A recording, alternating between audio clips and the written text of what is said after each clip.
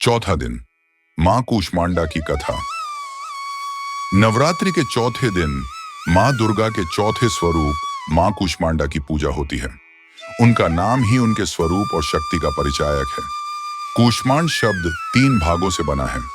कु थोड़ा, ऊष्म ऊर्जा या उष्णता, और अंड ब्रह्मांड।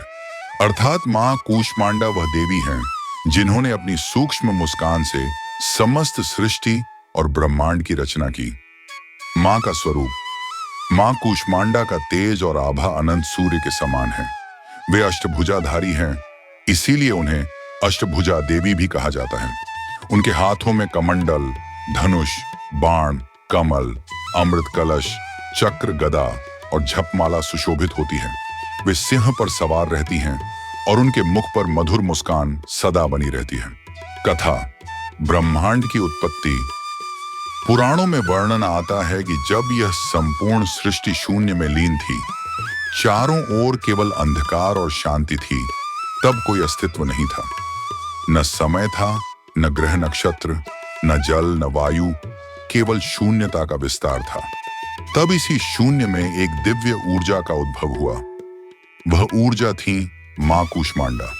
कहा जाता है कि उन्होंने अपनी अद्भुत मुस्कान और तेजस्वी प्रकाश से ब्रह्मांड की रचना की। उनकी मुस्कान से निकलने वाली अनंत ज्योति से सूर्य, चंद्रमा, ग्रह, नक्षत्र और जीवन का प्रारंभ हुआ। उनकी शक्ति से ही त्रिदेव, ब्रह्मा, विष्णु और महेश को भी कार्य करने की सामर्थ्य मिली। इसीलिए उन्हें सृष्टि की आदिशक्ति कहा जाता है। देवताओं का वरदान।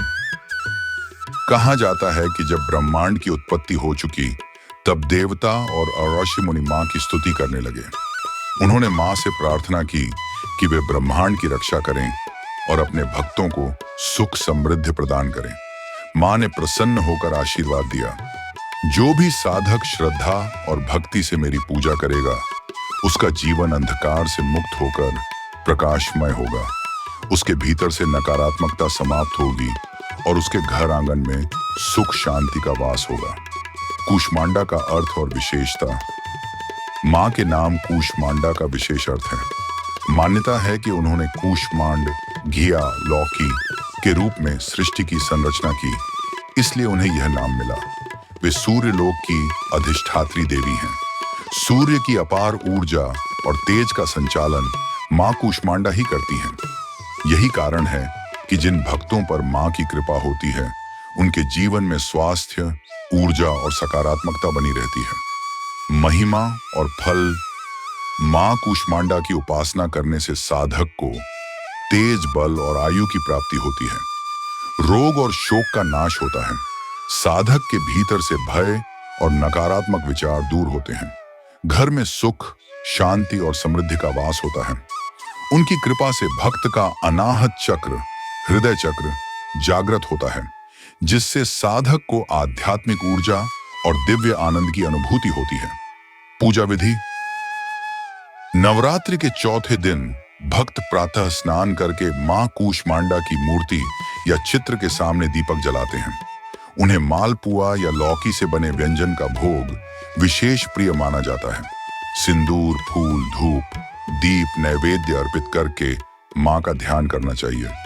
एयूएम देवी कूष्मांडाय नमः मंत्र का जप करने से भक्त को दीर्घायु, आरोग्य और सुख की प्राप्ति होती है। मां कूष्मांडा की कथा हमें यह सिखाती है कि जीवन चाहे कितना भी अंधकारमय क्यों न लगे, एक मुस्कान और सकारात्मक ऊर्जा से हम उसमें प्रकाश फैला सकते हैं।